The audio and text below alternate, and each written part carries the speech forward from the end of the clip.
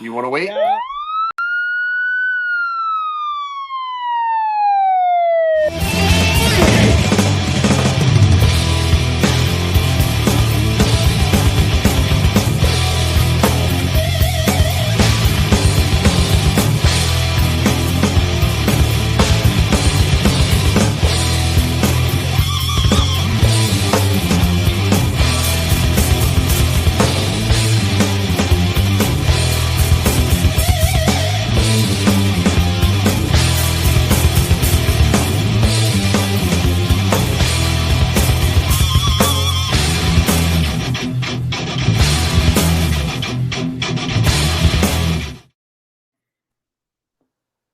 Whoa, look at that guy. Somebody's got a big head now. How cool is that? Huh? That's huge. I know. Yeah, you know, Welcome, convention. welcome. Welcome, everyone. Good Well, evening. like always, Brian, we're always a day late, $1 short, right? Well, I mean, we got to work, bro. Yeah. We got full-time jobs, man, you know? Yeah. Man, I'll tell you what. Day one was interesting. It was. Right? Mm-hmm. Day two was boring. Yep. Okay. Yep. But one thing I did catch out of day two is old Brennan got 3 objections back to back. Yeah, he did. Okay. And I don't know if you guys noticed his face, but he was like, "What? How is that happening to me?" You know who I am? Exactly. You don't know object to me, son. So we're gonna watch that because I thought it was kind of funny. Nice. Cool. Right? Yep. And I also got Bev Baez Cannoli looking at Brennan when she tries to talk to Alan Jackson to make sure what she's saying is okay by the boss man. Hey, right? Got to run it to the boss man. Okay, here he goes.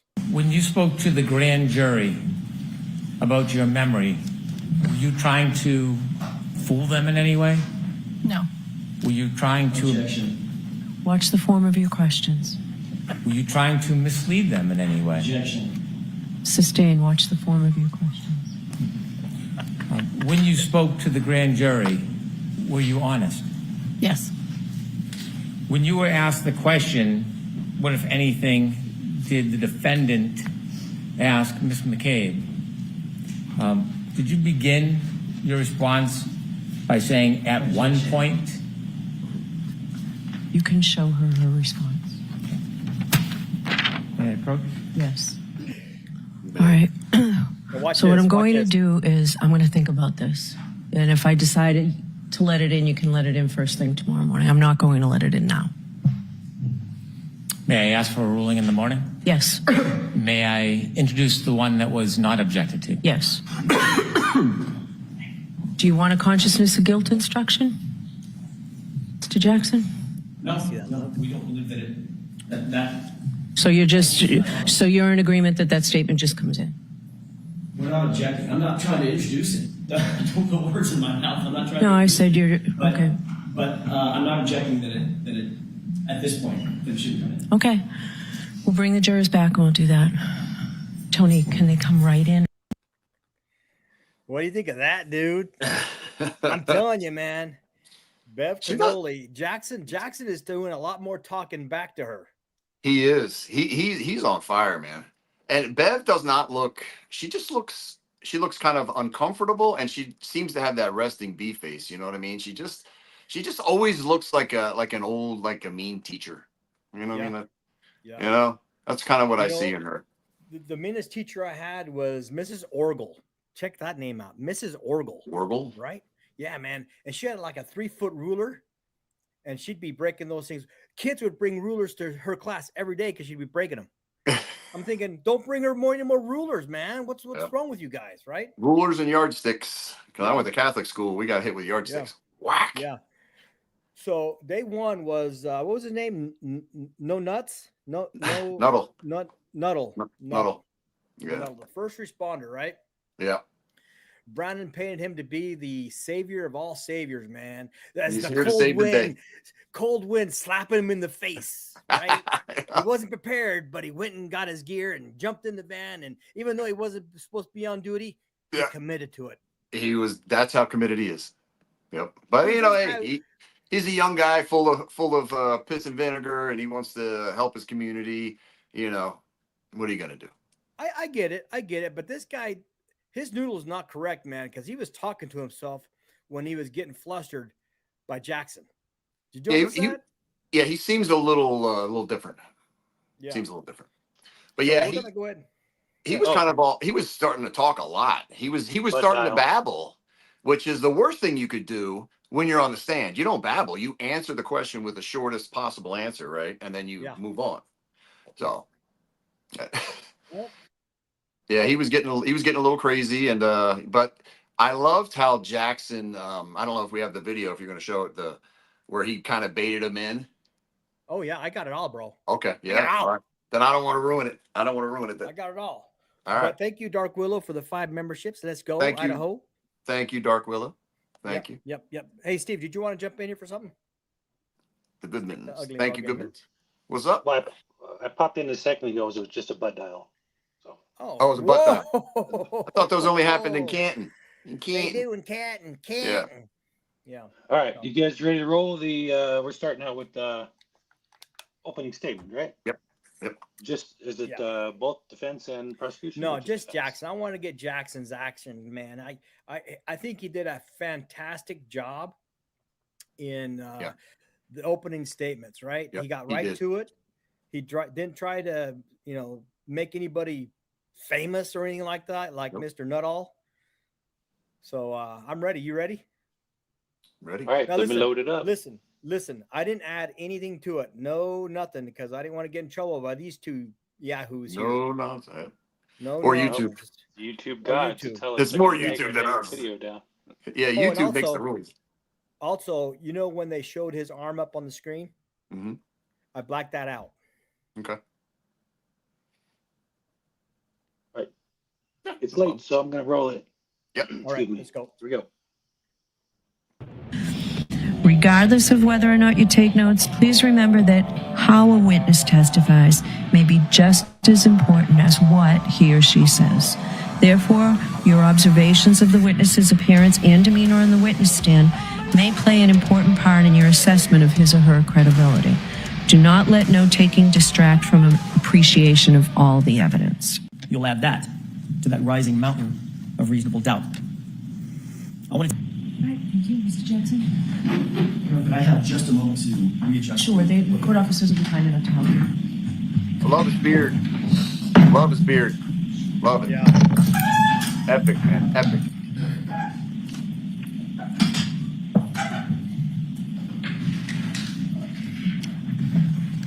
Oh, yeah.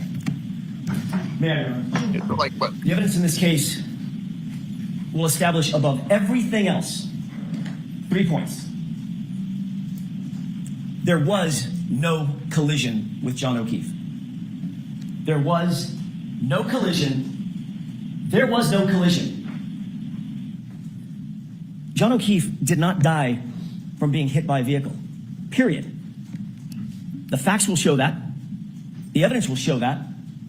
The data will show that. The science will show that. And the experts will tell you that. You'll learn that the Commonwealth has pinned its entire case on a brazen and a flawed assertion that is untethered, unconnected to the facts and to the evidence. And their assertion is contrary to science. Because at the end of the day, folks, there was no collision with John O'Keefe. So how did we end up here? How did Karen Reed end up sitting in that chair on trial for something, for an event that literally never happened? Well, the evidence is going to explain it. And it can be summed up in the following text message at the very beginning of this investigation. A text message of a now fired Massachusetts State Police officer named Michael Proctor. He was the lead investigator on this case, and he was talking about a fellow officer, a fellow cop, who owned the property where John O'Keefe's body was found. Text message with a buddy. Question, is the homeowner going to catch any shit? Answer, nope. He's a Boston cop too. That quote defines the lack of integrity of the Commonwealth's entire case, its entire investigation, and this prosecution. During the course of this trial, you'll learn much more about Mr. Proctor, why he said that, and what it really means. What you'll see and hear in this courtroom in the coming weeks is not just a story of a tragic loss. And make no mistake, John O'Keefe's death is and was a tragic and tragic loss. But the story you'll hear is about an investigation that was riddled with errors from the beginning, a rush to judgment, conflicted and corrupted from the start. Corrupted by bias, corrupted by incompetence, and corrupted by deceit. Finally, it was corrupted by a deliberate effort to avoid and to cover up the very truth that you are seeking. You'll find when you hear the evidence that the Commonwealth's case is the literal So deceit, right? And how they process the scene and trying to protect whatever he said, right? Yep. Okay. Corruption or just not doing their job correct, right? It all points to they fucked up. Pardon my French. Yeah. Right? They messed up in a big way in a lot of facets. Now, could it be coincidence, Bryon? Could it be coincidence that could it, or is it what it is? I don't think so, man. I don't, because they've already talked about it. Remember in the audit, they went back to 2013 and they said that they did tons of scenes and they did them all properly. So these guys know how to do a scene. In my opinion, they messed up the scene on purpose. I think they had, you know what I mean? I think it was a maybe opportunity, right? Or planned, but whatever. I think they did it on purpose. I mean, come on, man. Come on, G. We're cops. They know how to do a proper scene. We all do. Well, even my kids are like, that's ridiculous. You know what I mean? And people in our comments, right, are saying their kids even know better than that. Come on. Well, they did it on. It has to be on purpose. It has to be. What other reason is there? There was a stat that came out that Canton police solves 90% of their homicides. Well, yeah, if they fabricate everything. Well, yeah, you got Birchmore, right? You got O'Keefe. Enrique, I mean, Enrique. Yeah. It's pretty easy. Surprised they're not at 100%. Well, they marked Karen Reed's case as solved because they charged her with it. Right. Right? Yeah. Roll it, Steve. Yeah, it's definition of reasonable doubt. They won't be able to talk their way out of it. They won't be able to explain their way out of it. They won't be able to excuse their way out of it. And they can't meet their extreme burden of proof, which the court will tell you is beyond any and all reasonable doubt and to a moral certainty. Members of the jury, Karen Reed found John O'Keefe dead on the front lawn of Boston police officer Bryon Albert at 6 a.m. on January 29th, 2022. Picture the scene. Blood-curdling screams, ambulances, emergency lights on, fire engines, ladder trucks, paramedics, patrol vehicles, patrol cruisers, police officers, first responders, firefighters, all swarming all over Bryon Albert's lawn, literally feet under his bedroom window. Yet Bryon Albert, a sworn peace officer, a first responder himself, outside. Never went outside to see what the chaos was about, never went outside to see if he could assist a man in need, never walked outside his house to see if he could help a fallen fellow officer on his own front lawn. More shockingly, you'll learn that lead investigator for the Massachusetts police, Michael Proctor, never set foot inside Bryon Albert's house that day. Never engaged in any investigation inside that house that day, even though a party with much alcohol had just occurred in that house, and even though a Boston police officer was found dead or dying just mere feet from the front door on that lawn. He never secured the crime scene, never separated and secured witnesses. He never properly collected evidence. He never secured the evidence. He never searched for signs of a struggle inside or outside the home. He never properly canvassed the neighborhood. Michael Proctor never did any of these things.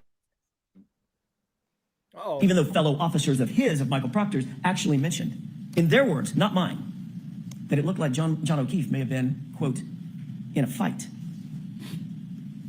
You'll have questions about that conduct. During the course of this trial, you'll find that the Commonwealth will not have answers. You'll see from the evidence in this case that this case carries a malignancy, one that is spread through the investigation, it's spread through the prosecution from the very start, from the jump. A cancer that cannot be cut out, a cancer that cannot be cured. And that cancer has a name. His name is Michael Proctor. Now, you didn't hear his name in the prosecution's opening statement. Not once. And I suspect that was probably by design. Yep. But make no mistake about it. The evidence will show in this case that Michael Proctor is the very definition of the Commonwealth's case. And he's also their Achilles heel. He was the lead investigator on the case officer, the architect of the entire prosecution. You'll learn there's not a single part of this case, folks, not a single part that he didn't touch, that he didn't direct, that he didn't orchestrate personally. Every single bit of it has his fingerprints on it. You'll learn that Michael Proctor was a longtime family friend of the Alberts.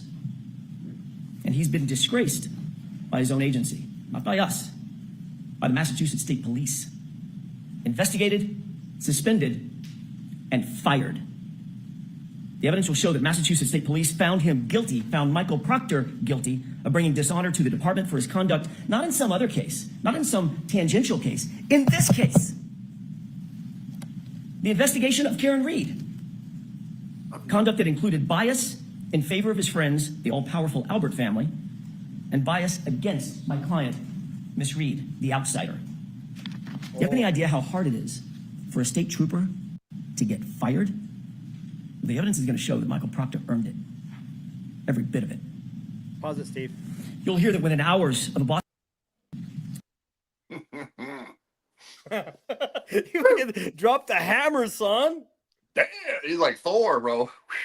He's swinging. Hey, listen, if Brennan tries to counter all of Proctor's mistakes with the witnesses that he's going to bring on, ain't gonna happen. there's a problem. There's a problem. Let's say he does. Let's say he does, right? Okay. Yeah. There's so many holes in this case that they can go, okay, we're going to go down this river, right? Mm-hmm. Until that one gets plugged up, and then they'll go to another river until that one gets plugged up. There are so many holes in this case that I just don't see how Brennan has a chance. Now, listen, the dark horse is Bev. Right. She's the dark horse, bro. Yeah. She's she's the Joker. She's the wild card. She's the the dance leader, the leader of the dance, the orchestra leader, the maestro. There's gonna be some sparks, I'm telling you, between Jackson and her. And we saw it on day 2 a little bit. Yeah. Right? Hey, what about this? What if Proctor's a little pissed off and decides to spill the beans? Yeah. Wouldn't that be cool? Hey, life is unscripted, right? It's crazy. Things happen quick. So that could happen. Who knows? Who knows? Well, would that mean that would be crazy, but what if he did? Would it affect his pension and shit like that? Because that's the only thing that keeps him from doing it. No, I don't. Somebody said he was only there for like 10 years. Okay. All right. Or was that somebody else? Maybe that was somebody else. I don't know. I don't think it would, but who knows? The only thing that Brennan can do, honestly, is just muddy the waters, man. Just muddy it. It's a dog and pony show, man. Confuse the jurors to where they don't know what happens. But if the jurors have the correct explanation, they were affectionate, they were loving, they were. I think they'll be okay. Roll it, Steve. Yeah. That's our cue. It's fun too. What happened? You guys are glitching really hard for me, so I think, excuse me, I have a problem here. Is it smooth for everybody else? Yeah. Been smooth for me. Yeah. And my internet I'm not even getting a response from you guys. Oh. Okay. So I bumped. What do you want to do? Bumped the play button, so I got to find. Catch any shit, end quote. Sorry. And that was for one reason and one reason only. He's a Boston cop. Producer Steve. The evidence will show that Michael Proctor made this statement in a text conversation with his high school buddies. Yeah. A text he never thought. And when he thought no one was looking, he actually said the quiet part out loud. He's a cop too. We'll give him a pass. Yeah. You'll learn that in Michael Proctor's world, rank has its privileges. The evidence will show that's privileges that you don't get and I don't get. But apparently a Boston police officer, Bryon Albert, and his friends, they do get. You'll learn that in Michael Proctor's world, he didn't care about finding the truth. In his world, his priority was to protect the Brotherhood, to protect that blue wall, to protect his friends who were at the Albert's house that night. I want to take a step back, if I could, and spend the next few minutes talking a little bit more detail about what the actual facts in this case will show, not based on speculation, not based on surmise, work, or conjecture, but the actual true facts that you will learn through the course of this trial. Yeah. On January 28th, 2022, it was a Friday night. John and Karen had made plans to meet up with friends for drinks. It was a happy and normal night for them. They were affectionate, they were loving, they were in good spirits, nothing out of the ordinary. They started at a local watering hole called C.F. McCarthy's. You've heard that name before and you'll hear it again. And eventually they made their way over to the Waterfall Bar and Grill, another bar where they ended up. When they got to the Waterfall Bar and Grill, the Albert family was already there, already heavily drinking. You'll learn that this was no ordinary family, the Alberts. The Albert family was a well-known Canton family. Some might even describe them as a very powerful Canton family. Bryon Albert was there at the Waterfall. You'll hear that he's a longtime Boston police officer. His wife, Nicole Albert, was there with him. His brother, Chris Albert, a powerful Canton politician. He sits on the select board. The select board actually governs the police department, the Canton PD. He was there. His wife, Julie Albert, was there. Their daughter, Caitlin Albert, was there. His sister-in-law, Jennifer McCabe, was there. Her husband, Matt McCabe, was also there. They were all there drinking before John and before Karen ever arrived. You'll learn that a man by the name of Brian Higgins, also a law enforcement officer and longtime friend, longtime pal of Bryon Albert, he was also there.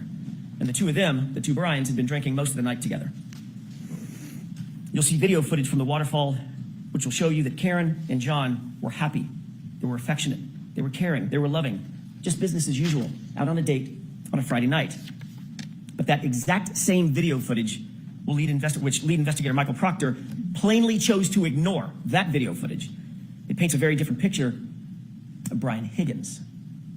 You'll learn that Higgins had romantic designs for Karen.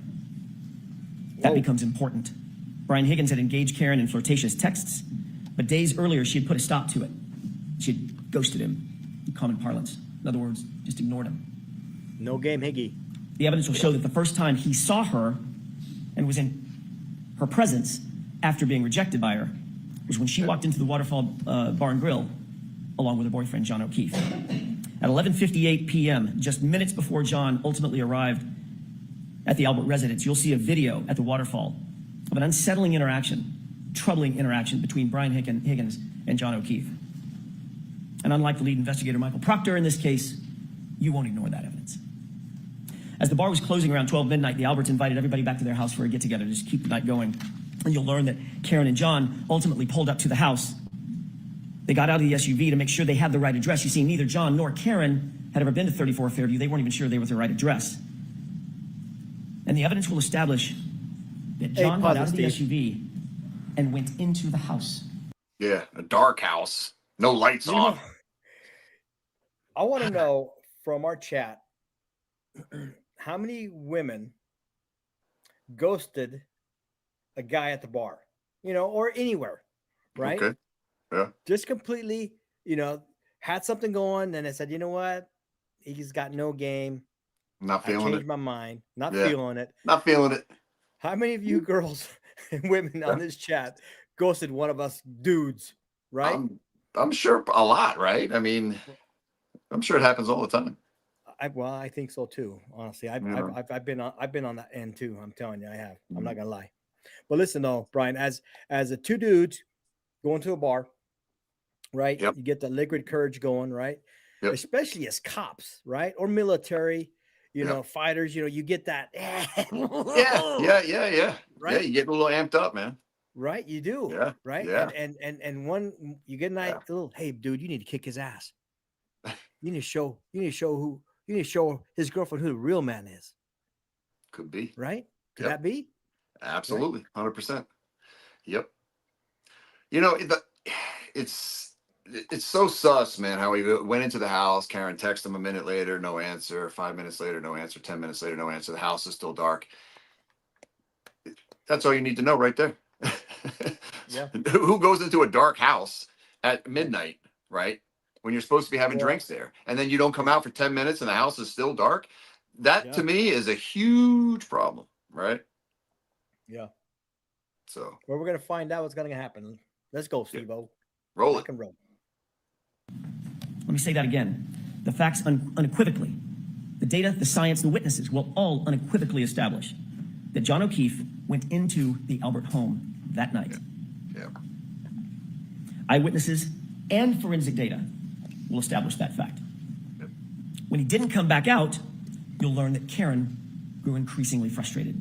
She got upset. She was left alone in a car, in the cold, in the middle of the night, with the car idling. John had gone into the house. She expected him to come right back out.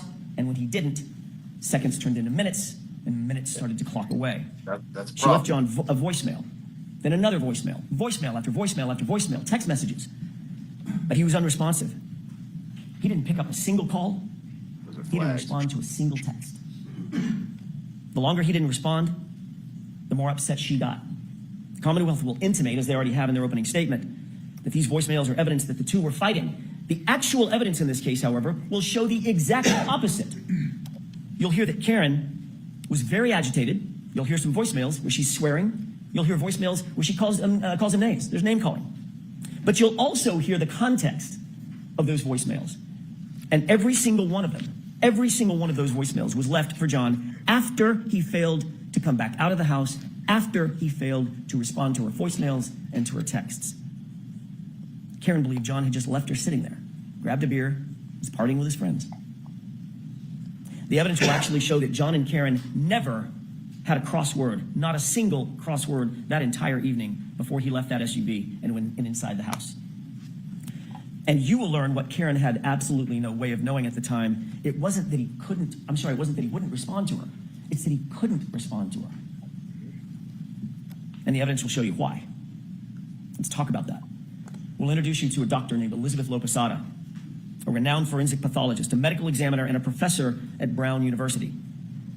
She will tell you that the injury to the back of John's head, first of all, was immediately incapacitating. And that has meaning. At the moment he suffered that fatal head injury, he couldn't walk, talk, grab his phone, cry for help, nothing. He was completely incapacitated, completely unconscious from the moment he suffered that injury. He was completely still and incapable of interacting with anyone or anything. But the doctor will tell you something more, and just as important. She'll tell you that John O'Keefe did not suffer from hypothermia, as the Commonwealth will undoubtedly allege. His body showed no signs of it. No frostbite, no cold-induced injuries to his organs, no damage based on cold or frost. Ladies and gentlemen, the scientific evidence and the medical evidence will establish that John O'Keefe had to be injured somewhere else, somewhere warmer, and his body had to have been moved out into the cold. And that's where, ultimately at 6 a.m., Karen found him the next morning. You will learn that John did not have a single injury consistent with being hit by a car. Let me say that again. The evidence will establish that John did not suffer a single injury on his body consistent with having been hit by a car. Not one. You'll learn that John's torso, his ribs, his chest, his arms, his hips, his legs, his knees, his ankles, his feet, all of them, no broken bones, no fractures, no contusions, no torn ligaments, no internal injuries, not even a bruise. Nothing consistent with a car accident, despite the Commonwealth's contention. Very interesting. Brandon is looking at Lollipop saying, we're screwed, bro. Everything he's saying is on point. He's on point, man. Hey, Steve, jump in here. Where's he gone? Yeah, well, come on. All the car accidents we've seen, come on. You're going to tell me, yeah, the puncture wounds came from a taillight? Come on, stop. Let me get Steve's rating here. What do you think of Action Jackson's opening so far? Oh, I was loving it when I watched it live. He was just roasting Proctor, and Yep. The thing is, you watch Hank, and he is just not compelling. He's not fun to watch. So as a juror, he's putting me to sleep. Jackson, and maybe I'm biased because, you know, this hat. With Jackson, he's got passion and Charisma. it's awesome. We got results for their poll. I put a poll up about yeah, that's it. The ghosting, I put the ghosting poll up. 64% have yes, ghosted a man. Yo, you See? girls are mean, dude. And I told you it was a lot. What is up with that, dude? My wife has told me how Dudes she's are ghosted creepy. dudes. You know, everybody's done it, I guess. All the girls have done it. But you know, How did your right, wife though. do it? No one had. What's that? No, she told me how back in the day before we even met, she would ghost a dude here and there if she wasn't feeling it. Huh. Yeah, but that was before I guess- social media and texting and all that. Yeah. Right. Yep. Yeah. Yeah. Steve, Everybody does. Steve, I do want to touch a base though with you on how captivating he is, right? I could refer back to any teacher or any instructor, right? A person that's got your interest, you're going to remember everything he says. A person that's just neutral and monotone and not interesting at all, you're going to lose a lot of information. Yeah. So maybe that's a damn good strategy, right? Brennan, Yeah, every time I hear he's a good Brennan lawyer. speak, it sounds like I feel like I'm watching an SNL skit. I feel like I'm watching Charlie Brown's Teacher. You know what I mean? I You feel know? like it's a Yeah. skit. Like it's like a joke. You know what I mean? Yeah. All right. Let's get it back on. Get on. That he was slammed into by a 6,000-pound SUV, not a bruise. Yeah. Dr. Laposado will tell you with medical certainty that, in fact, John was not struck by a vehicle. Medically and scientifically, he could not have been struck by a vehicle. Therefore, as I said, there was no collision. She will tell you that the patterned abrasions on John's right arm, the patterned abrasions you see over my left shoulder, they're not the result of being struck by a car or a taillight. YouTube don't like You'll it. take one look YouTube at these don't injuries like and it. you'll agree with Dr. Laposada. The evidence will show that these injuries are from an animal, like a large dog, like the large dog that was inside the Albert house that night. You'll learn that Bryon Albert has actually admitted that his large dog, the family dog, is, quote, not good with strangers. And of course, John, never having been to the house before, was a stranger that night. You'll also learn that oddly, very oddly, after having their family pet for 7 years, Yeah. a short time after this incident, the Alberts got rid of that dog. Yeah. They called it rehoming her. And she was gone. Dr. Laposada will also tell you that the injury to John's head was not the result of falling backward onto a flat lawn, cold or otherwise. Rather, Dr. Laposada will tell you with medical certainty that the injury pattern to his scalp was produced by an impact from a raised or ledged surface, a surface that does not exist on Bryon Albert's front lawn where John was found. The medical evidence will establish no hypothermia, no injuries from a car strike, no collision with a motor vehicle. And forensic analysis of John's cell phone, Mr. Brennan mentioned that in his opening statement. The Commonwealth's own expert will ultimately support the exact facts that I just told you, including the temperature data. John O'Keefe was injured someplace warmer, and he was moved. That alone is reasonable doubt, but there's much more. You'll also learn that there were many people at that after-hours gathering at Bryon Albert's house who would have left by the front door just feet from where John O'Keefe's body would have ultimately been, had he actually been there, right after 12:30 a.m., which is what the Commonwealth's claim is. There were nearly a dozen people who walked out that front door directly adjacent to the precise spot where John O'Keefe would have been lying. Not a single person, not one, not a single person, saw a 6'2", 216-pound man laying sprawled in the front lawn in dark clothing on a light white dusting of snow. Not one. Then the evidence will also show that every one of those same people drove by that same spot, not walked by it, drove by it to leave the house, and still not one of them saw John laying in the yard when they left between 1 a.m. and 2 a.m. in the morning. But you know who else you'll find never saw a body on that lawn? That's right, Tiff. That's right. The snowplow driver, a completely independent witness charged with plowing the streets in Canton that night. You'll hear that Michael Proctor, oh, he's not done yet, Mr. Proctor. You'll hear that Michael Proctor wrote a report where he claimed that Fairview had not been plowed that night. You'll learn that that was completely false. That was a lie. Michael Proctor did not want any more witnesses. He didn't want the truth. And he falsely claimed that the road was never plowed. Enter Lucky. And we'll introduce you to Bryon Gonzo. He plowed Fairview that night, and what he's going to tell you is that there was nobody on that lawn at 2:30 in the morning. You'll learn that Bryon Gonzo passed by 34 Fairview, traveling right next to Bryon Albert's front yard, and at 2:30 a.m., John O'Keefe was not there. But you'll see that the plow driver also provides some other troubling information, troubling testimony for the Commonwealth. You'll learn that after making that pass at 2:30 a.m., he showed up with his plow an hour later. He stopped at the entrance of Fairview. He was looking up Fairview to decide whether or not to plow it, but he saw an obstruction. At 3:30 a.m., he looked down the street, and in the very spot precisely where Karen would later find John's body laying at 6 a.m., there was a car parked in front of it, a Ford Edge. You're going to ask yourself, who's moving the car at 3:30 in the morning into a blizzard on the side of the road? You'll learn that Michael Proctor, the lead investigator, intentionally ignored this fact as well. He did no investigation to find out who owned a Ford Edge, but again, we did. And the evidence will establish that Ford Edge happens to be a favorite model of the Albert family. More than one Albert owned Ford Edge at the time. Hey, Steve, you'll learn that those facts will add to the mounting and the... Bryon, you and I had, when we're road dogging it, right? We had houses that we knew that there was criminal atmosphere around in the neighborhood, right? A neighborhood, right? We knew what car belonged where. Yep. When we saw a car that wasn't there, what would we do? Run the plate.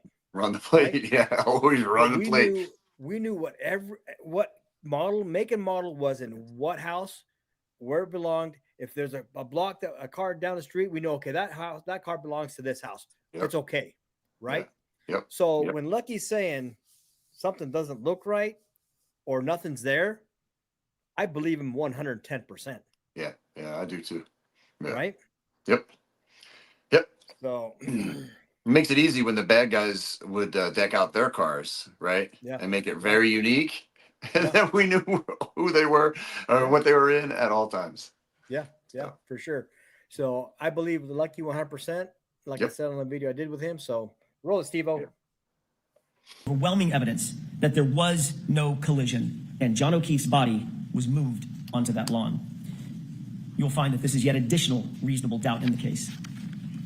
You'll be introduced to science and physics, even from the Commonwealth's own experts. That science will establish that Karen Reed's SUV was not damaged by hitting a pedestrian, and conversely, John O'Keefe's injuries did not come from being struck by a vehicle. The Commonwealth mentioned triggering events, but what you'll actually learn from the experts, some of them the Commonwealth's own experts, is that a triggering event is not evidence of an accident. It does not evidence a collision. That's why we're here. A collision. Yeah. And there's no evidence of one. Zero. Well, that's Super Bowl for you, you know. You'll also find that those exact sort of triggering events that the Commonwealth will rely on are relatively commonplace on Karen's SUV, and none of them are associated with a claim of a collision. Folks, the science will not lie, and the physics cannot lie. And that science will tell you with certainty there was no collision with John O'Keefe. You'll add that to that rising mountain of reasonable doubt. I want to take you back to the night in question, January 29th, for just a few minutes. Remember, Karen had gone home after dropping off John and John walking to the house. While Karen was asleep at home with John's 13-year-old niece, what were the people who had been at Bryon Albert's house that night? What were they doing? While she slept, what you'll find and what the evidence will show is that they were extremely busy. You'll learn that after a long night of heavy drinking, Brian Higgins left the Albert residence, but he didn't drive home. Rather, he drove over to the Canton Police Department, where he kept an office at about 1:25 a.m. Not a Canton police officer, but he kept an office there. Why go back to his office at 1:25 a.m.? Why go back to the Canton Police Department at 1:25 in the morning on the night of a blizzard?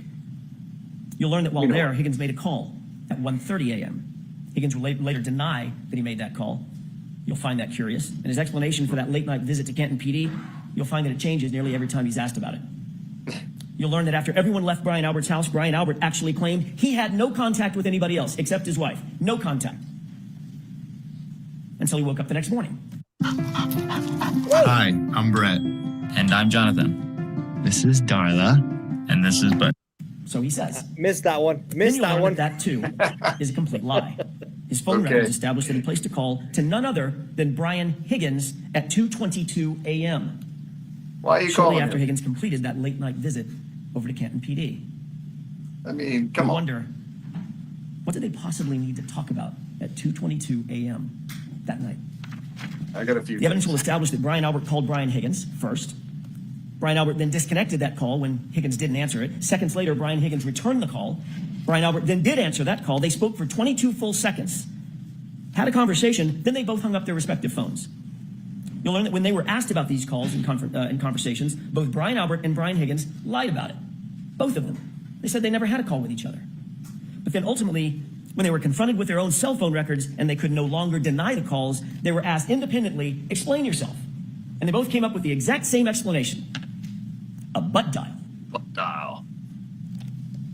The evidence will make you question, why did Albert and Higgins speak at 2:22 a.m. and why did they both try to cover up that phone call? You'll also learn after this incident and within days of one another, both Bryon Higgins and Bryon Albert, both police officers, both trained investigators, got rid of their phones. Both of them. And what else you'll learn, Bryon Albert got rid of? Shortly after this incident, Bryon Albert got rid of his house, the whole thing. Just sold it. His childhood home, a home that had been in the Albert family for generations. He literally sold it mere months after this incident. Dog rehomed, phones destroyed, house sold. You'll learn that all these things happened shortly after the incident where John O'Keefe was found unresponsive and dying in Bryon Albert's front lawn. And you'll also learn that Michael Proctor looked the other way. He did not investigate any of what I'm telling you. He pre-selected Karen Reed from the start, and he ignored everything and everyone else. Let's get back to what was with the others while Karen slept. What you'll learn during this trial is that Bryon Albert's sister-in-law, you've heard her name before, Jennifer McCabe, she was at the waterfall that night and she was over at the Albert's house that evening as well. She left the after-hours gathering about 2 a.m., a little before 2 a.m., got home around 2 a.m. And you'll learn that according to the Commonwealth's own evidence, from a forensic software program called Physical Analyzer made by Celebrite, it's considered the gold standard for forensic tools, you'll learn that a Google search was discovered on Jennifer McCabe's phone. A Google search that Michael Proctor and his investigators never revealed to us. But we found anyway. A Google search that was timestamped, according to their own data, at 2:27 a.m. 5 minutes after that 2:22 a.m. call that Higgins and Albert denied having. And that Google search on Jennifer McCabe's phone read, Hoslong to die in cold. Hoslong to die in cold. Now she misspelled the first word. Hos is supposed to be how, but the meaning's the same. How long does it take to die in the cold? Timestamped 2:27. And then that search was also noted by the same Celebrite program as having been deleted. Ooh. The evidence will force you to ask, why is there a search on her phone? Why is it logged at 2:27 a.m.? When the Commonwealth claims that she first learned of John's death and where his body was hours later at 6 a.m. Hey, Steve, pause it. So we'll learn is that while Karen slept, here's what was actually happening by some other very busy bees. How Bro, long that's a dagger. That is an absolute dagger. How are we even here? Like, how are we even here? How are we even in court? How are we even in court? Hey, Bryon, as you know, let me say this, Bryon, as you know, when you have cops talking to cops, right? Yeah. I'm gonna say maybe 5 words to you. Okay, five phrase, just a phrase. I want you to repeat back to me what I say in normal terms. Okay. Okay. I got a 425. We just got in a 416, and he's 419. A suspicious vehicle. We got into a fight, and now he's dead. Yeah. Yeah. We don't need to speak English. Yeah, we could just use codes. Yeah. Well, remember we gave Alan Jackson his 22 seconds in one of our videos. I can't. Which one was that? It's number 95 or something like that. Who knows? Was it Higgins or somebody? Anyway, we gave him 22 seconds. You can say a lot in 22 seconds. Trust me. Yeah. You can and say, like you said, it doesn't have to be common words, man. We could use No, no, police lingo, right? no, you're 100% right. 100% right. Which it means we could say even more in 22 seconds. And the common folk won't even know what we're talking about. No, they have no idea. Interesting, huh? Very interesting. But that house long to die at 2 a.m. is a dagger, man. Yeah. And then her defense was, what'd she say? I didn't do it. I didn't make it. I didn't make the search. No, but then why was it deleted? Right? That's what I'm saying. Like, that's her defense. I just didn't do it. Yeah. Just like their butt dials. Like, that's your defense. Or I didn't do it. I don't remember. Like, come on, man. It's like I was saying, there's so many holes in this case, man. So many holes. Yeah. So Yep. I mean, the evidence alone, horrific. But when you're talking the Cellbrite and all the computer stuff, come on, man. That's that stuff doesn't mess up, does it? Ken, I mean, that stuff's pretty accurate, right? Yep. Isn't that like spot on, like Julie indisputable? Yeah. This question here, Julie has it nailed down. She goes, 2 mysteries remain. How many licks does it get to take? I can't even read it. How many licks does it get to the center of a Tootsie Roll? And how long to die in the cold? Dude, I could never make it through a Tootsie Roll, man. I think somebody did it. I think it was like 400 or 500 licks, something like that.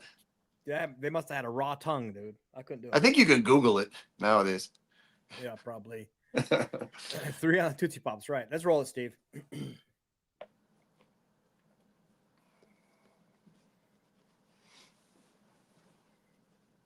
Steve, you asleep? You awake? It, Steve. Where you at, Steve? Steve, you're fired. But roll it first. 1:25 a.m., Bryon Higgins makes an unexpected visit to Canton PD. 1:30 a.m., he makes a phone call that he later denies ever making. At 2:22 a.m., Bryon Higgins and Brian Albert talk. They both deny and lie about having made that phone call. 2:27 a.m., 5 minutes later, a Google search appears on Jennifer McCabe's phone, Hoss Long to die in cold, hours before John's body was ever discovered. A Google search she denies making, and that she later, or at least it was later logged as deleted. Meanwhile, at 2:30 a.m., the plow driver confirms that O'Keefe's body was not on the lawn of Brian Albert's house, not at 2:30 in the morning. And at 3:30 in the morning, that area was obstructed by a Ford Edge like the one the Albert family liked to own. Interesting. You've probably heard about Boxable's flagship product, the Casita. The evidence will show in the meantime, Karen dozed in and out of a fitful sleep for the rest of the night, only to awaken just before 5 a.m. And that's when she realized, in a panic, John had never come home. And you'll see, it wasn't like John to not come home. That morning, you'll see and hear evidence that Karen's emotions had morphed. It'd gone from frustration and anger, which you'll hear in the voicemails, to abject fear. Fear that something bad had happened. The evidence will establish by this time, Karen was panic-stricken. She had a feeling something was very, very wrong. Yeah. She was unable to get a hold of John. Karen went to go look for him. She got in her Lexus and she backed up to leave her garage at One Meadows. You'll hear a lot about that address, One Meadows. That was John's house where Karen was staying. She backed out of the garage, and during the course of the trial, you'll hear that she actually struck another car with that right rear taillight. During the course of this trial, the Commonwealth is going to desperately claim that Karen Reed's taillight was actually damaged by hitting John O'Keefe. They'll have no evidence of it, mind you, none, but they'll make the claim. We'll show you a video of exactly how that taillight was really damaged, or exactly what happened at 5:07 in the morning. The facts will show that it was damaged in John's own driveway at 5:07 when Karen backed up and made contact with another car in the driveway. This is 5 hours after she dropped John off and he went into the Albert residence.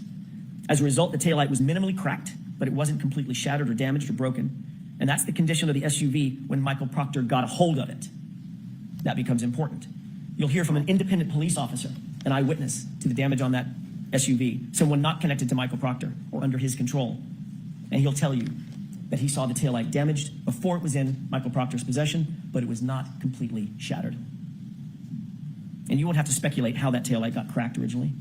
You'll see it for yourself. It's on video. You'll learn that part of the reason that Karen's Lexus hit that car at One Meadows is because she backed out looking for him at a time when she was absolutely panic-stricken and grief-stricken. Where was John? Why hadn't he come home? What had happened to him? Is he hurt? Is he passed out somewhere? Her mind was reeling. The evidence will establish she wasn't giving anything away. Everything was on the table. What could have happened to John? You'll learn that when she woke up and he still wasn't home, she was just racking her brain for what could have happened to him, and she was worried about possibly the worst. He had gotten out of the car, he'd walked to the house, she was confused, and later, when she found him at 6 a.m. on the lawn, where she last saw him going toward the house, her mind started reeling, oh my God, did a plow hit him? Did I hit him? Could I have hit him? What could have happened to him? And that video clip that you saw, out of context, when she said the words, he did not look like he was mortally wounded, she's not talking about at midnight. She's talking about at 6 a.m. when she found him. That's what she was talking about. Your job will be to make sure that the evidence isn't presented to you too cute by half. She was saying all those things. Did a plow hit him? Could I have hit him? Did I hit him? She was saying that to herself and to other people. And the Commonwealth, very obviously, will try to seize on that panic and twist this into some admission. But here's the actual truth. That's not a confession. Could I have hit him? Did I hit him? Could a plow have hit him? That's a person trying to make sense of an unexplainable circumstance, a natural concern of a bereaved significant other. A woman desperately trying to piece together what could have happened on this tragic night. John didn't come home. And the evidence will show that Karen Reed never said, I hit him. Never. Not in the background of the 911 recording, not on any dash cam video, not on any audio, not on any police body cam, not to a first responder. It's never mentioned in a single report. It's never reported in a single report from January 29th, not by one person, because it never happened. The evidence will show that the evidence will show that there were at least 13 members of law enforcement or first responders and 2 civilian witnesses that were intently focused on what was happening at that scene. They were all over the Blank, EMT Flamati, Kelly, Walsh, Woodbury, Whitley, Becker, Roby, McLaughlin, Carrie Roberts, Jennifer McCabe. They were all there, watching and listening. On January 29th, when John O'Keefe was found, not one first responder reported having heard Karen Reed say the words, I hit him. Not one. Not one civilian reported having heard Karen Reed say, I hit him. Pause it, Steve. The facts will show that the first time this improved statement was ever. So listen, when we're at a dynamic scene like that, Bryon, and we're talking to people, right? But we're also listening to people as law enforcement. Now, EMTs aren't focused on that, right? No. They're focused on taking care of the body of the victim, whatever the case may be. But we call those spontaneous utterances, right? Yeah, spontaneous utterance. Yep. Now, those could be just, hey, like Karen Reed, could I, right? Some are, they show guilt, right? Yeah, I stabbed him or I shot him, whatever the case may be, right? So we record those, right? But if we don't hear them, we don't hear them, right? Yeah. But we hear everything within a pretty good area around us, right? So yeah, you get good at it. Like Jackson was saying, yeah, you do. And like Jackson is saying, nobody heard that, right? Yeah. So you and I are at a she didn't say it. Right. But you and I go to a scene after 5-10 minutes, we'll convene and we'll show our notes to each other. Hey, what do you got? Right? Yep. Mm-hmm. Right. Yeah, and we'll talk and say, hey man, like who's acting sus? Is this guy's not acting right, or this lady's over here fake crying, or the people and their actions will tell you a lot. You know what I mean? Yeah. There was a question that I want you to answer, and I know you want to. Why did Higgins go back to the station? Oh, yeah. Me personally, I think he went back there to monitor the radio traffic, monitor people, gather intel so he could feed it back to the crew. He had to be there. It's a strategic move. It's a smart move. You want to be where you can hear what's going on. So now you got to stay in the loop. You know what I mean? Yeah. That's what that's what I would do. That's why the phone calls were made. Yep. Exactly. Yeah. Roll it, Steve.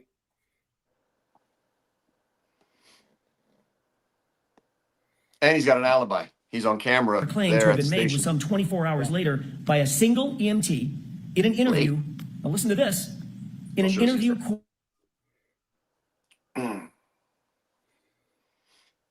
Albert. Bryon Albert's brother. If you want to get your name, phone number, and address off the internet, but want to handle the removals yourself, And remember, I Chris swear I Albert, got those. the other brother, is a board selectman to whom This the Canton one. Police Department reports. And what's more, you'll learn that Katie McLaughlin, that's the EMT, that's the single EMT, the first person to have claimed to have heard this unrecorded and unreported statement, is years long, close personal friends with a young woman named Caitlin Albert. You heard that right. It's Bryon Albert's daughter. During the course of this trial, you'll become familiar with and you'll realize that the Alberts are indeed a powerful and indeed an influential family, and that will mean something. You'll learn that there are other major problems with the prosecution's case. The evidence will establish that Michael Proctor himself, the lead investigator and architect of this entire case, has a long-standing and personal relationship with the Albert family. Yes, that same Albert family.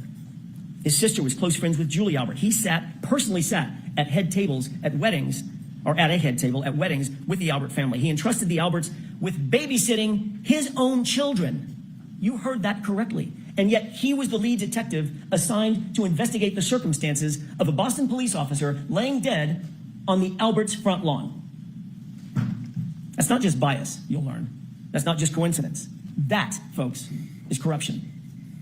And you'll see how far it went. Michael Proctor was alone with all the critical evidence in this case, alone with Karen Reed's phone, alone with John's phone, alone with video footage, alone with the taillight material, alone when he claimed to recover evidence from 34 Fairview. He wrote the search warrants, he transported the evidence, he secured it, he submitted it, he did it all. That's Michael Proctor. And he did it without any reasonable oversight. You'll see during the trial that he intentionally lied and fabricated evidence during the course of this investigation. He lied in reports, warrants, he lied under oath. He lied about the time that he actually secured Karen Reed's vehicle. Why? Why would he lie about that? The evidence will give you the answer. He lied because he did not want it revealed that he had access to that vehicle and he had access to that taillight before any taillight fragments were found at 34 Fairview. Appreciate that. He had access to the vehicle before a single piece of taillight material was ever found at the scene. You'll find that there were two searches. The first and second search found zero. Nothing. Nothing around John's body, nothing in the street, not one piece of taillight fragment. But once Michael Proctor had that SUV and had the taillight in his custody and control, suddenly items started magically showing up, and not just a few items, 46 pieces of bright red taillight laying in the snow. Oh, look at that. Supposedly found in the exact same spot that was searched not once, but twice by independent officers. Came up with zero. To be clear, you'll learn that before Michael Proctor had access to that taillight, not a single piece was ever recovered at 34. Vitally, vitally important. And what about those shards of plastic, by the way? What about this DNA that the Commonwealth mentioned? They're going to try to dazzle you with talk of DNA because it sounds so scientific. The DNA was on the taillight, but you'll learn that there was no DNA on the actual shards that they claim came in contact with John's arm. None. There was no blood, no tissue, no skin, no DNA on a single shard of plastic that they claim cut deep abrasions into John's arm, the arm that you saw overhead. The DNA that was actually found, the actual science will show it was found outside of the taillight housing where anyone with access to that vehicle would have touched. And it wasn't just one male's DNA. In that exact same sample, there were 3 men found, 2 unidentified males. So unless the Commonwealth is going to shift their theory that that SUV hit 3 men that night, their entire theory falls apart. And speaking of DNA, the evidence will further establish that John O'Keefe's shoe, the one that he was wearing when he was found, was sampled. And that DNA revealed 5, count them, 5 unidentified males. Recall that the evidence will establish independently that John was injured someplace warmer and had to be moved onto that lawn. 5 unidentified males touching that shoe. You'll also learn that you are not the first person, not the first to hear about the Commonwealth's theory of this case, that John was hit by an SUV. That's their theory. The Commonwealth presented this exact same claim to their own medical examiner, a woman by the name of Dr. Irini Scorti-Bello. And you'll learn that after reviewing what's called a law enforcement accident notifier, with law enforcement's theory of the collision written in it, defined in it, after conducting the autopsy herself, after examining John's injuries in detail, she refused to conclude that John's death was a homicide based on the Commonwealth's presentation and their theory. That's right. The Commonwealth's own medical examiner will not deem the manner of death in this case, a homicide. She won't do it. But they're nonetheless back again trying to present the exact same theory to you in this trial. Again, the evidence will show that that is reasonable doubt. Throughout this trial, the Commonwealth will try to convince you of paranormal events, phones calling themselves, messages deleting themselves, Google searches made and then unmade, evidence magically appearing and evidence magically disappearing. But all that smoke and all those mirrors will not ever reach their burden. Because that's what this case is ultimately about. It's about the Commonwealth's burden of proof. You'll learn that during the trial, the Commonwealth bears the highest burden known to our justice system. They must prove every element of every charge beyond a reasonable doubt and to a moral certainty. And you'll learn that moral certainty means the highest level of certainty known in human affairs. It's not a small thing. And they're not going to be able to do that. Not when every piece of this case was handled by a disgraced investigator with a motive to protect his friends, not when the physical evidence contradicts their very theory, not when their own medical examiner won't call this case a homicide based on the exact theory that they're presenting to you, not when the conduct of those in the House and the utter lack of investigation speaks volumes about those who actually have something to hide. By the end of this trial, you'll conclude that Karen Reed is not guilty of hitting John O'Keefe with her SUV. There was no collision. She's the victim of a botched and biased and corrupted investigation that was never about the truth, folks. It was about preserving loyalty. You'll find that this case is the very definition of reasonable doubt. And at the end of this trial, we'll ask you to return the only verdicts, all three of them, that are consistent with the evidence, the science, the truth, and justice. Not guilty, not guilty, not guilty. Thank you. Hey, pause it, Steve. That was awesome. Bro, how many daggers? How many? The medical Hundreds. examiner says, Hundreds. I'm not going to put the homicide on this thing. It doesn't make sense. Yeah. I know, man. It's crazy. It shouldn't even be in trial, but it is. Yeah. What are you going to do? But they're going to have to prove it, man. They're going to have to prove it. You know, like we've talked about. Let's, you know, we have our opinions. Let's watch this trial and show me the evidence. Show me, prove it to me. Yeah. And the whole world's watching, right? So now they're really, really going to have to prove it. Sounds And like I don't Steve think lost they're audio. not going to be able to. Yeah. They're not going to be able to prove it, man. I don't believe they will. You know. What do you Well, think, G? I don't think they're going to be able to do it either. I don't. Yeah, it's not enough. It's not enough.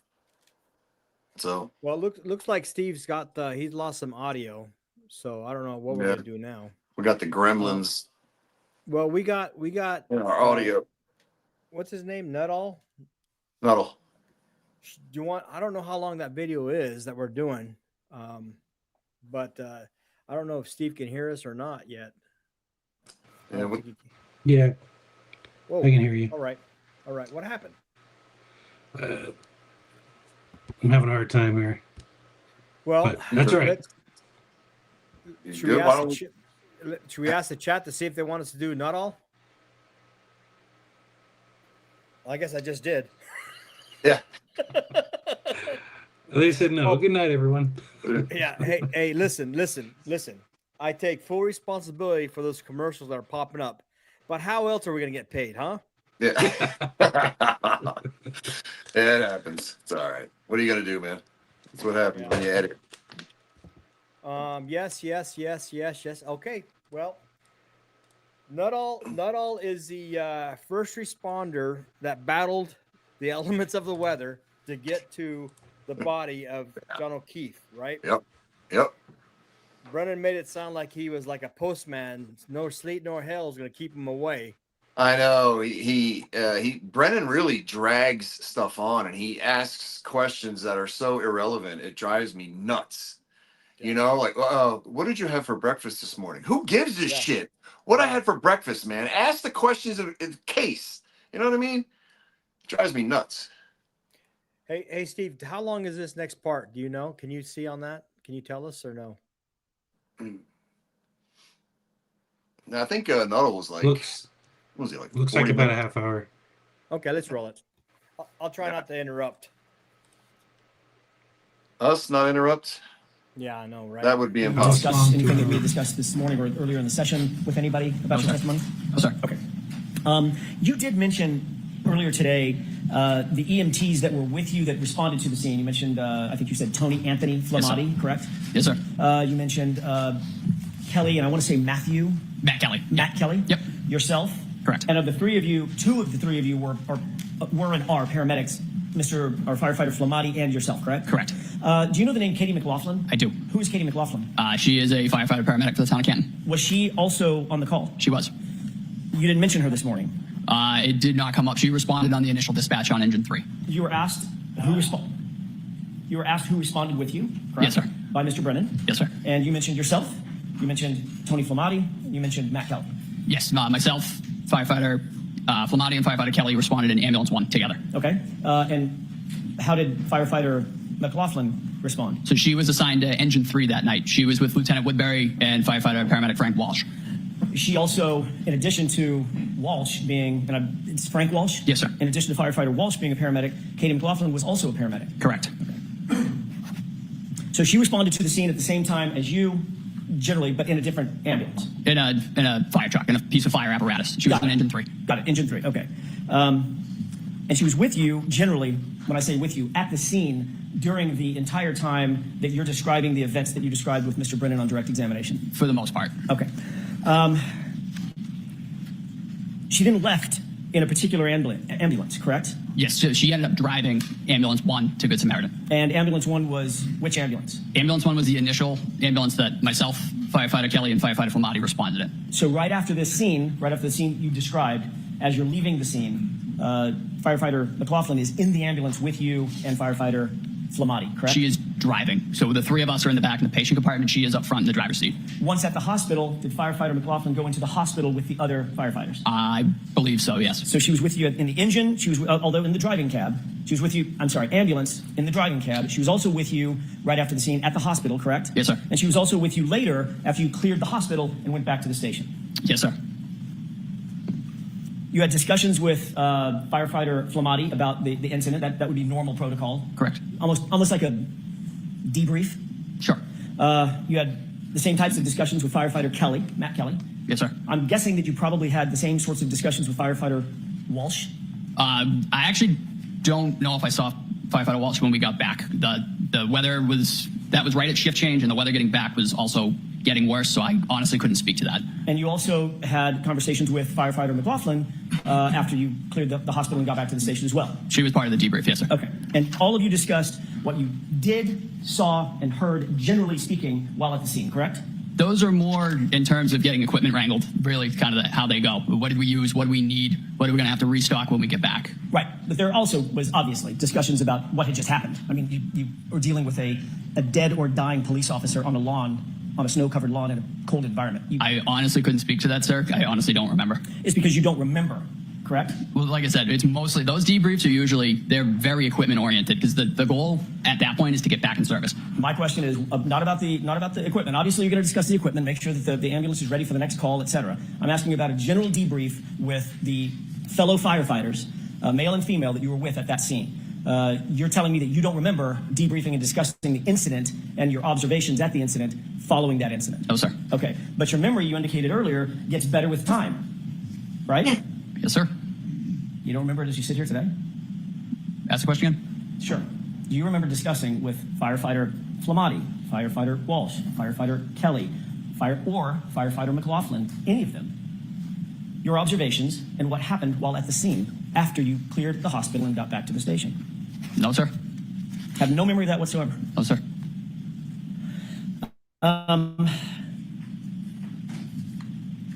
When we left off before lunch, I was asking you about a hematoma and a laceration over the right eye of Mr. O'Keefe. Do you recall that? Yes, sir. I asked you, is being punched in the face, can that lead to a small laceration like you saw and a hematoma like you saw? Objection. I'm going to allow it. Did you answer that question? I couldn't speak to how that injury occurred. Is it consistent? Are those injuries, just those injuries, are those consistent with being punched in the face? Those injuries could be sustained from numerous. It's yes or no. Numerous ways. And yes, it could be from that. It could be from others as well. Okay, so that's what I'm asking you. It could be. In other words, it's consistent Yes, with sir. being punched in the face, correct? Yes. Thank you. Not that hard.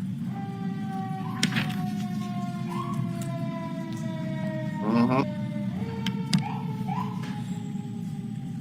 want to ask you about the statement that you indicate that you heard that now is 3 statements, 3 phrases, correct? Yes, sir. When you heard this statement, describe for me exactly where you were. What were you doing and who was around you? I was knelt at the head of John O'Keefe, delivering ventilations. Firefighter Kelly was to the right, and Firefighter Flamati was on the left side of Mr. O'Keefe, and the 3 of us together were working to perform CPR and ventilations. And your job, and I hate to butcher it, but you'll correct me. Yes, sir. Your job was to do the airway, correct? Yes, sir. And I'm picturing a big like apparatus that you put over the patient's mouth. And Exactly. Squeeze it. Yes. That's as opposed to, it's an advancement on just mouth-to-mouth resuscitation, correct? Correct, yeah. You were the airway person doing the squeezing of the back. Correct. What was Tony Flamati, firefighter Flamati, doing? He was starting CPR, and which that point was taken over by Firefighter Kelly. Okay, so firefighter Flamati, when you say starting CPR, describe what that means. What is the physical act of CPR? So you put both hands together like this, one on top of the other. Put it right on top of the sternum, and you begin doing chest compressions 2 inches deep, allowing full recoil for 100 to 120 beats per minute, compressions a minute to sustain a cardiac rhythm. You're manually making the heart beat with each compression. Which means that is a rhythmic pumping motion, correct? Yes, sir. So if you see someone doing CPR, you're probably going to see their shoulders moving up and down and moving rhythmically, correct? Do you remember what firefighter Flamati was wearing? You had just come off of actually you were just coming onto a shift, so you didn't have all your foul weather gear officially, correct? I had my puppy jacket. Okay. I had my can't fire jacket. Got it. Firefighter Flamati, on the other hand, had a bright yellow jacket. Correct. Sort of reflective and a safety jacket. Yes, sir. And he was kneeling to your left at the time doing, have I got that right? Yep, you got that right. Okay, he's kneeling to your left at the time doing chest compressions. That's when you indicate that Miss Reed walked over and made the statement. Correct. And Kelly was there as well? Yes, sir. Kneeling right beside all 3 of you as firefighter Flamati was giving the chest compressions, correct? Yes, sir. Okay. You indicated that the statement was in response to a question that you asked of my client, do you know him? Yes, sir. Is that right? Correct. And she responded to you with the phrase that you've used, I hit him. I hit him, I hit him, I hit him. Right. So it's absolutely clear in your mind when that statement was made. You were knelt down over Mr. O'Keefe. Firefighter Flamati was doing the CPR, and Kelly was with the both of you when you posed that question. Yes, sir. It's a very detailed memory. Yes, sir. You indicated, Mr. Brennan, that sticks out in your mind. Is that right? It does. But that's not at all what you told Trooper Proctor on February 8th, just 10 days after this incident, is it? I don't recall what I told Trooper Proctor. I thought your memory got better with time. Yeah. I don't recall that meeting. Okay. I recall meeting with him, but I don't recall the extent of what was discussed. You literally don't recall anything that was discussed in that meeting in that formal interview with the lead detective on this case. We discussed the case, but I don't, in his words, I'm not sure what he put down. What you said he put down what you said. Proctor on February 8th, 10 days after this, was you overheard Miss Reed say, I hit him one time to another female that she was talking to. Correct? Objection. No, I'll allow it. Did you say that? I have no memory of this, Your Honor. Okay, next question. Did you say that her statement was an answer to a question posed by the female or a discussion with the female? Break that down for me, sir. Sure. Did you tell Trooper Proctor on February 8th that what you heard was Karen Reed speaking to a female, not answering a question that you posed? Again, I don't recall that specific question. Did you tell Trooper Proctor on February 8th while you were rendering aid, and at the time you heard the statement, Miss Reed was actually praying over John, your words, praying over John? I don't recall ever saying that. Well, seems his memory is not getting better.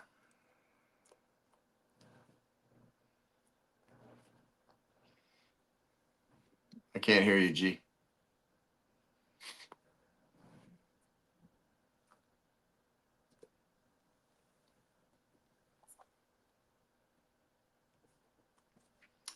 Gonzo, you're muted. Okay, how about now? That's better. Jeez, we're a mess today. We're a mess today. So listen, we did all work today. It is late. It is late back east. When he gets nervous, he really has some kind of weird body movements. He's a wiry little guy. He kind of reminds me of like Spider-Man. You know what I mean? Yeah. Peter Parker. You know, he's kind of Yeah. he's all over the place. Yeah. So I don't know. I don't know how to read this guy, but I can tell when he's lying because anytime he answers a question, his first look is straight down every time. Yes, no, right? So it's not noticeable at normal speed, but I'm playing this video back at 1.25 speed, right? So it gets fast, a little faster. Right. But you'll notice that every time he answers a question, it's always down. But when he talks to Brennan, it's straight ahead, right? So, but listen, when FD gets there and you're the paramedics, you do have a brief. Hey, this is what we got. This is what we're looking at. This is what we're working on, right? Yeah. For him to say that they didn't have a brief, bullshit. They must not do things correctly. Yeah, exactly. Bullshit. Yep. Yeah. He said, oh, we talked about the case. Yeah. You're going to talk. You're not going to just talk about the equipment. You're going to talk about everything. And when you do CPR, you're going to time it. You got to log the time. There's a lot of stuff in medical stuff. You got to use the time, you know, and police. I always, when I would get out of the patrol car, the last thing I would do after I put it in park and look at the clock, boom, because the clock was right there. Boom, the time and get out. You know, I made that a habit, man. You always time is very important. So, especially when you're dealing with a cop. Yeah, because he's going to learn that his timing is off, people. Yeah, it's off. Yeah, and when you're dealing with a cop being, unalived, everything is even more crucial. Yeah. And did you hear what he said? He said, "Oh, we're worried about getting the rig back in service." You're in Canton. It's 6 o'clock in the freaking morning. Is there that many calls on a Sunday morning that you need to clean up the rig real quick and get back in service? I don't think so. I don't think so at all. I don't think so. No, it was a Saturday morning, right? Yeah, no way. May I have just a moment, Your Honor? Yes. You should be worried about the cop, not the rig. You see it? You see his face? Rewind it about 5 seconds, Steve. I can't really see. I don't need my readers. Anything that was discussed in that. Watch him. Correct? Objection. No, I'll allow it. Did you say that? I have no memory of this, Your Honor. Okay, next question. Did you say that her statement was an answer to a question posed by the female or a discussion with the female? Break that down for me, sir. Sure. Did you tell Trooper Proctor on February 8th that what you heard was Karen Reed speaking to a female, not answering a question that you posed? Again, I don't recall that specific question. Did you tell Trooper Proctor on February 8th while you were rendering aid, and at the time you heard the statement, Miss Reed was actually praying over John? Your words, praying over John. I don't recall ever saying that.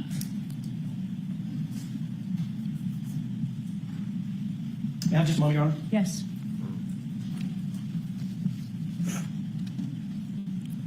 So why would he say his memory's getting better?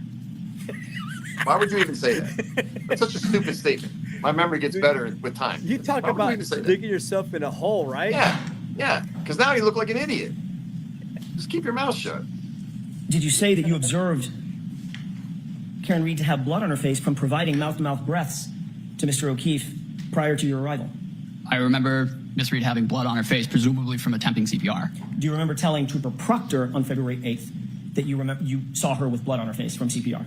I do. So you remember that portion of your conversation with Trooper Proctor, correct? Yes, sir. But the praying over John, praying over the victim, you don't remember.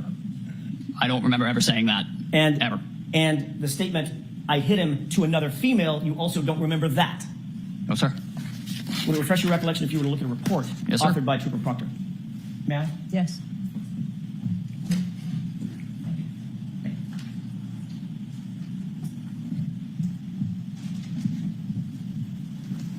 May I direct the witness's attention to the second page, Your Honor? All right, why don't you take a look at that, sir?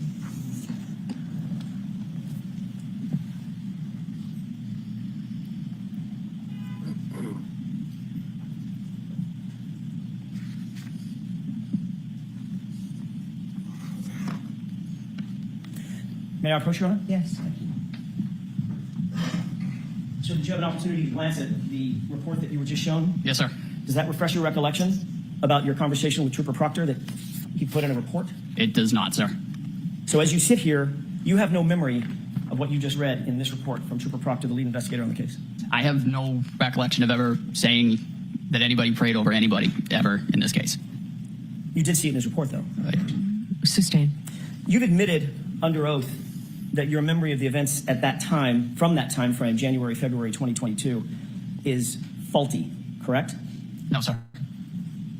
In your April 2024, it's April 30th, 2024 testimony from last year, you were asked whether or not your memory was a little faulty, and your answer was absolutely, correct? Could I have a page and number, Where is please? that, Mr. Jackson? Volume 8, page 151, lines 14 through 16. Lines 14 through 16. I'll just allow counsel to get that up. His body language is just killing me, bro. If we could pose the entire question and give content to it, please. Okay. May I? Yeah, so do you intend to show the whole question? The whole question that I asked and his answer, yes. All right, now I'll give you the opportunity on redirect, Mr. Chairman, if it's not. Go ahead. Is it true that, in answer to the question, quote, so it's fair to say your memory is a little bit faulty as it pertains to that time frame, your answer was absolutely, correct? From last year? He doesn't What remember. you testified to last year about conversations that you had with Trooper Proctor around February 8th of 2022. Yes, sir. And you would agree, as you sit here, that your memory is still faulty about your conversation with him, With correct? Trooper Proctor? Yes, Yeah. sir. So you're not saying you didn't say that the statement was made to a woman, correct? Objection. Are you saying that? No, ma'am. Okay, next question. Thank you. And you're also not saying that you didn't say to Trooper Proctor that you saw Karen Reed praying over John O'Keefe. Objection. So I'd like you to ask that differently. Did you say that? I have no recollection of saying that ever. But you did, because My it's in the point is, report. if you have no recollection of it, you're not denying saying it. Objection. Are you denying saying it? Yes. So you do have a recollection that you never said it. Do you understand the difference? Oh, sir, I don't believe I've ever said praying. That's really not something that I would have said. I didn't see it that day. It didn't happen. I don't remember ever saying prayed You didn't in see regards it to this that- case ever. You didn't see it that day, and it never happened. That was your words just now, correct?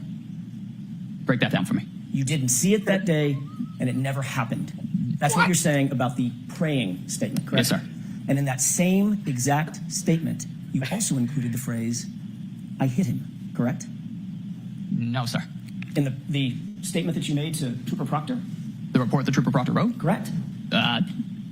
Again, I don't remember ever saying the words praying over him. I do distinctly remember I hit him. Which doesn't Oh, appear he in remembers report, that does it? shit. Objection. I'm going to sustain that, Mr. Jackson. You directed him only to page 2. Understood, Your Honor. Whatever. I'd like to What do you show think you is- a short portion of a video, the same Yeah. video that you were asked to look at on direct examination. And Your Honor, I pray to the court, I can certainly mark it as a defense exhibit or for So is this identification. going to be an exhibit by agreement? It is. Okay, is. so we now that, Madam Court Reporter, thank you. What do you think There's his agreement brain this is doing video is right going now, to dude? destroy their case. His brain is Thank you, Your Honor. mush right now. With the court's permission, may I play This kid? a portion of that video for Yeah. jurors, publish it? Okay. Well, and I think he Which just portion is lied that? on stand. I'm going You to know what I start mean? On it the stand. at about, He knows he did. I want to say 6:55. Mr. Wilkin, could cue that up? Before you play it, You're right, Christy. You're absolutely right. Yeah. can we have it on that screen as well, or is it only playing to this screen? A little too gung ho. I He don't is. When Ms. Gilman did it, it was both.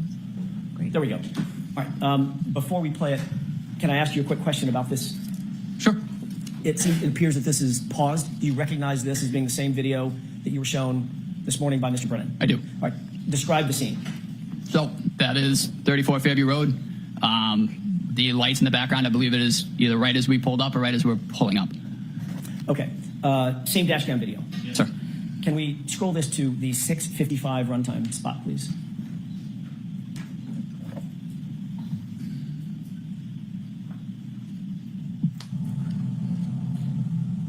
Pause it. Okay. Do you see the individual on the left? Far, far, far left. The jacket? Correct. Yes, sir. Who's that? I believe that's firefighter Flamati. You previously indicated that when you heard Ms. Reed make this statement, that firefighter Flamati was on his knees providing CPR at the same time you were knelt down providing the airway. This isn't when it was That's stated. not my question. Oh. Is that what you said? Can you repeat the question, please? Sure. You indicated earlier when you heard this statement by my client, you were very detailed. Firefighter Flamati was knelt down providing chest compressions at the same time you were knelt down providing airway support for Mr. O'Keefe, correct? I had also said that at some point, That's a firefighter yes or no Flamati question. had Objection. So I'm going to let the witness answer the question. transferred CPR to firefighter Kelly.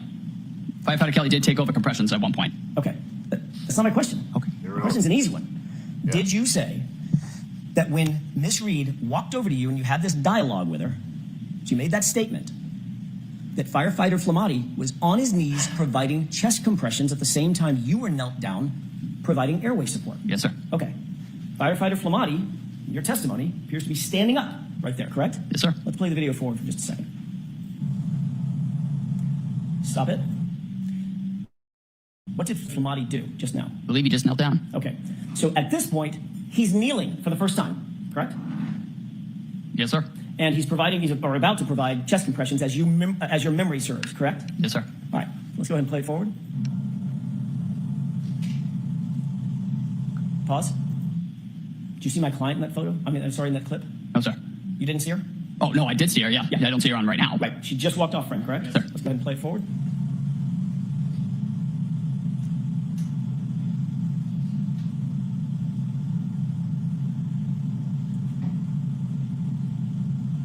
Stop it.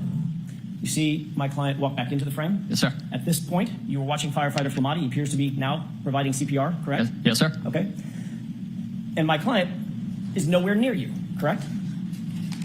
At least for this clip. No, sir. Okay. Correct. And the clip that I just played before, the few seconds that I played before, nowhere near you, correct? Is that right? Yes, sir. Let's go ahead and play it forward.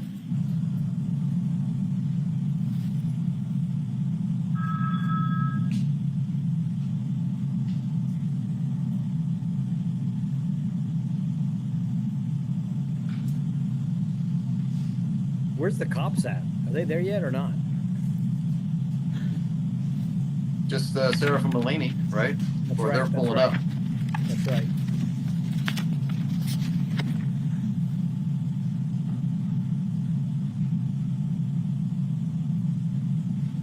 Pause it, please. What do you see happening on the screen from screen right to screen left at this juncture? We're bringing in the stretcher. Okay, go ahead and play it. Pause it. Do you see where my client is right now? You back it up 2 seconds. Sorry, I lost With view. the court's permission, I need to ask the court's permission. Thank you.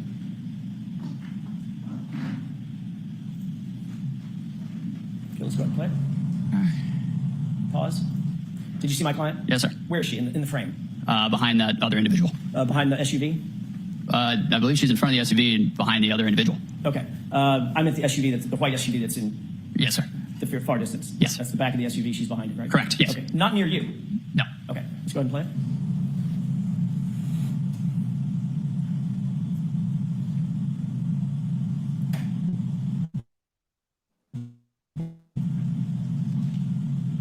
Yeah, and once you start CPR, you Pause can't it. stop.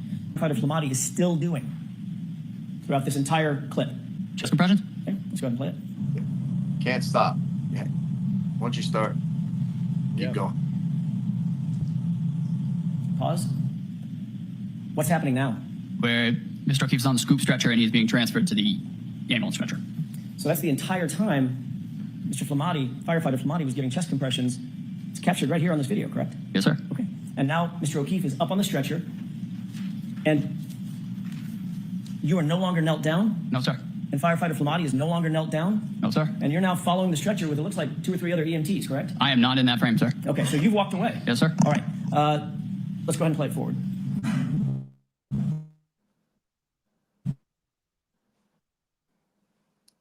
Jackson's Where my baiting client is? them. Yes, sir. Do you see firefighter Flamati or firefighter Kelly continuing to give chest compressions? Yes, sir. Which one is that? Do you know? I believe it's firefighter Flamati. Flamati? I believe so. Okay, so he's still doing all the chest compressions from start to finish? Yes, sir. Okay. And what's happening right now? Now we are transferring to ambulance 1. And where's my client? right front and center. Yeah, just moving on. Yes. Pause it, Steve.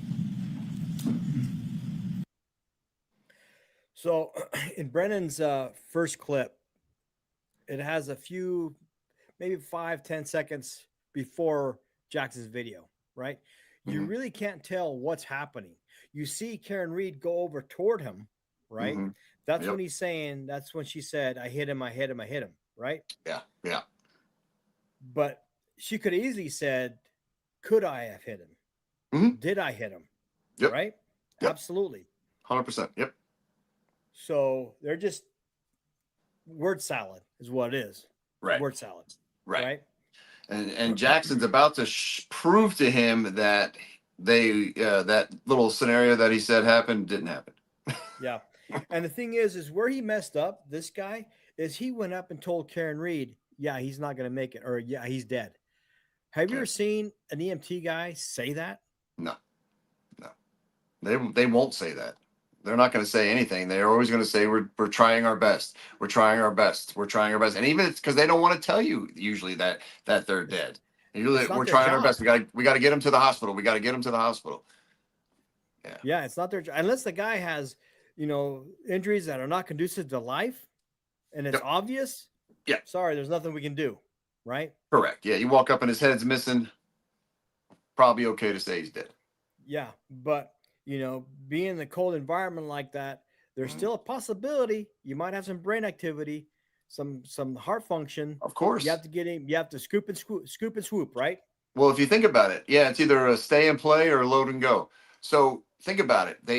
If he was beat inside the house, right, then taken outside, placed in the cold would have slowed down his system, right? The cold actually would have kept him alive longer. House long to die in the cold, my guy. Roll, so, Steve. But he didn't die of hypothermia. Didn't even have really hypothermia. Nope.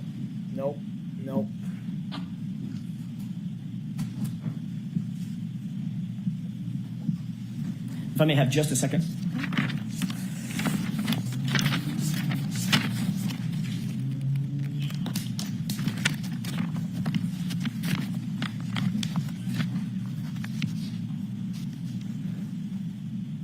With regard, just a couple of more questions with court's permission. Okay. I'm going to change gears. With regard to, we talked about on direct examination, the hypothermic conditions. You're not a medical doctor, correct? No, sir. You don't diagnose patients? Sir. You're not diagnosing that John O'Keefe suffered from hypothermia that night? No, sir. Thank you. That's all I have.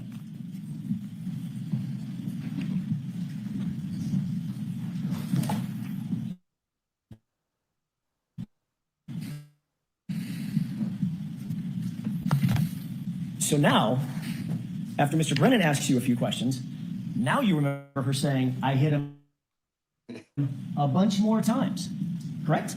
I remember hearing it in the background. Several others, sir. Never mentioned that on direct examination, did you? I don't remember being asked about it, sir. I remember saying what was asked to me. You were asked, did you ever hear the defendant, Ms. Reed, say anything about I hit him? And your answer was, she said to me, in answer to my question, I hit him 3 times, and that's it. To me. You didn't clarify that, oh my gosh, she's running around like a chicken with her head cut off, screaming, I hit him to everybody else under the sun.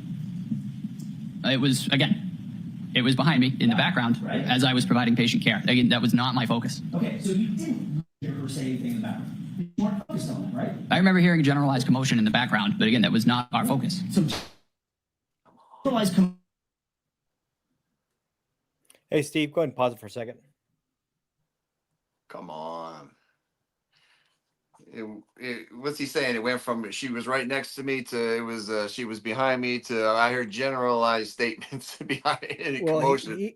He's saying that he heard Karen say it to the other girls. Right. And that's what she might have said. Could I have hit him? That's not an admission of guilt. Yeah. Jeez, man.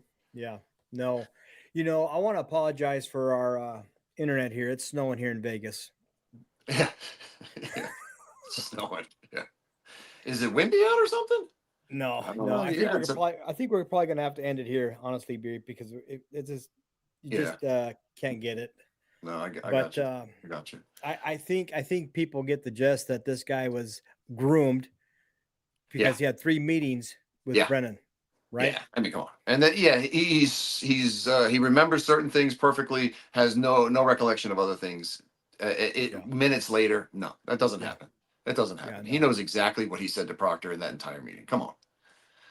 Yeah, absolutely. Oh, well, even when he was talking to Brennan in his 3 little meetings, no, we didn't talk about that. But later it comes out to find out that exactly what they're talking about. Yeah. You know, It is. how many times he needs to say it because it matches up with everybody else's theme, right?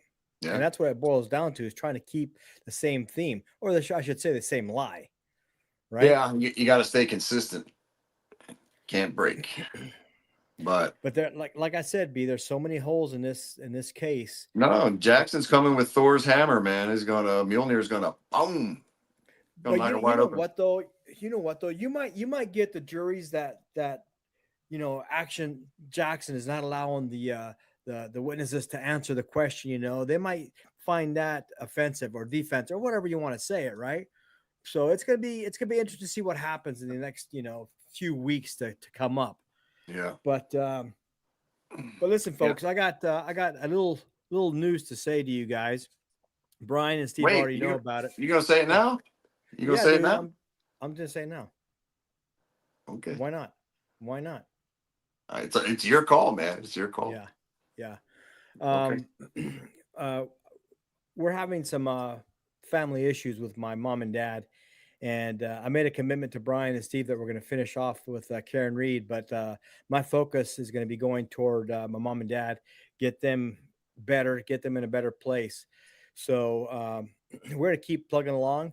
But our show is going to continue with Bryon and Steve after the fact. But we're gonna finish off Karen Reed strong, and hopefully, well, not hopefully. I know she's going to get off. But what do you got? What do you got, Bryon? You got anything to say? You didn't say what you didn't say it. I'll be leaving the show. Yeah, I was waiting. I was like, you didn't say it, G. You didn't tell him. My memory gets better with time. Yeah. Gonzo's got family stuff. And we all know how family important stuff. We all know how important family is. Nothing's more important than family. So yeah, it sucks. It sucks. Yeah, Tiff. Sorry about that. For us. Yeah, I gotta take care of my mom and dad. They're on the short end of the stick right now. I want to spend as much time as I can with them and move forward with that. But I hope you guys understand. Nothing that it's life. Life doesn't stop for anybody, right? No. Death is the only true thing in life. Death is undefeated. You're not lying, buddy. You're not lying. It's undefeated. But with that said, yeah, it sucks. But you gotta do what you gotta do. Oh, almost teared up a little bit. Nothing but love and respect. I don't know. Steve and I will, you know what? We gotta stick with Karen. Let's focus on Karen for a while. And let's get her free. Let's do that. And then we'll face the other stuff. I kind of jumped the gun here for a second, because during this case, this witness here, Bev says, "Hey, let's move this along." Right. And Jackson says, "I don't know if I can." This is not a walk in the park, Bev. It's somebody's fighting for their lives. Yeah. Right. Yeah. And for her to say that kind of tells you what side of the road she's sitting on. Right. Call Applebee's, tell them you're going to be late to move your reservation. I'm sorry. This lady's fighting for her life here. And you're worried, I got somewhere to be. Yeah. Somewhere to be. I got racquetball in like 20 minutes. Can we speed this up? Shit. Bro, one more thing that I noticed. What? Why did they not iron that shower curtain that's behind her? Did you notice that? Yeah. Is it a shower curtain? That's what it looks like to me. They could have steamed it. Steve, jump in here, Steve. Is it Did a you shower see that shower curtain? Yeah, the shower curtain. I was wondering what was going on with that. I didn't know what it was. Yeah, they're trying to soundproof the courtroom from all those fire for the They're trying to hydrants. spruce it up a little bit. Let's make the courtroom look nicer. Yeah. Well, So I'm a photographer, and when I see people use sheets as backgrounds, it drives me crazy, especially if they're all wrinkled and like that is not a background. What's up with that? dude, It's my voice. I'm all choked up from Gonzo leaving us. Yeah. I know. I'm sorry, but you know, when you're going to be televised worldwide, you'd think you'd have your courtroom dialed up, right? Yeah. Yeah. So I think what I'm going to do is I'm going to send Bev a gift certificate so she Super can have a chat. makeover. Yeah, super chat, so she can have a makeover. Yeah. So anyway, that's today's show. I don't know what we're going to do for court day 2. I don't think we're going to do day 2, right? No, day 2 was no. We'll see what happens tomorrow. Yeah. So No. with that said, With that said, let's thanks end it. for everybody tuning in. It's been a late night. I know it's late back there. It's 8:30 here, so 11:30 back there. Yeah. So we appreciate all the members, all the support, all the subs, all the love. So show Gonzo a lot of love for the next couple weeks. Thank you. Yeah, thank you. Leaving me alone on screen. I don't know. Shit's gonna get crazy. Just just get another phone and put your big head next to it, and you'll be fine. Where's my head? Hi. Thanks, Tiff.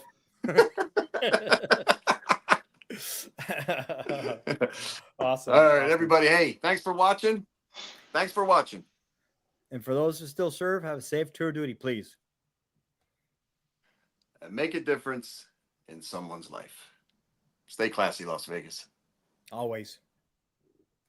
Bye, everyone. Peace. Peace. 1 Sam 5 and 1 Sam 6, copy of 425 call. Copy. 1 Sam 5 en route. 1 Sam 6, copy, en route.